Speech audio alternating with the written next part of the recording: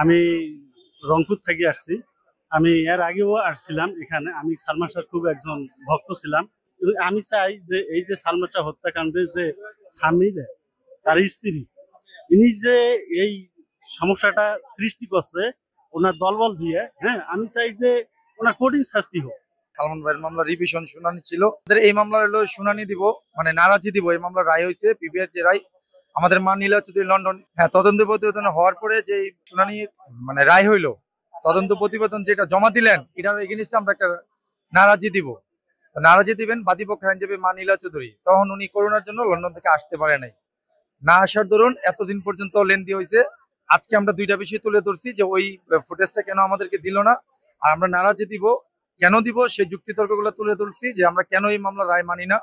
ভক্তকুল বা তার পরিবার, আদালত, মাননীয় বিচারক সাহেব সেটা শুনে সন্তুষ্ট হয়ে 20/10 আবার রায়ের দিন ধার্য করছেন। এটা তো অবশ্যই হত্যা, সুপরিকল্পিত ভাবে হত্যা। ভাড়াটিয়া ফোন দিয়ে বললো আপনার ছেলে আত্মহত্যা করছে, ওনার মা এসে তারপরে হাসপাতালে নিতে হলো সন্তানকে।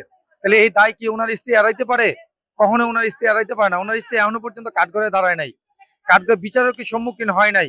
যারা তদন্ত সংস্থা, যারা তদন্ত প্রতিবেদন তদন্ত করেছেন, তদন্ত প্রতিবেদন যারা দায়িত্বে ছিলেন, তাদের প্রতি সম্মান রাখি বলতে চাই যে আপনারা যে তদন্তগুলো করলেন, এই আসামিগুলারে নিয়ে শ্বশুর বাড়ির মতো জামায়াতের করলেন, নিয়ে জবানবন্দি নিলেন আপনাদের অফিসে, গাড়ি দিয়ে নিলেন, এসি গাড়ি দিয়ে, এসির ভিতরে বসায় 2-4টা বক্তব্য নিলেন, নিয়ে আবার ওনাদেরকে এসি গাড়ি দিয়ে বাসায় যেতে সহযোগিতা করলেন।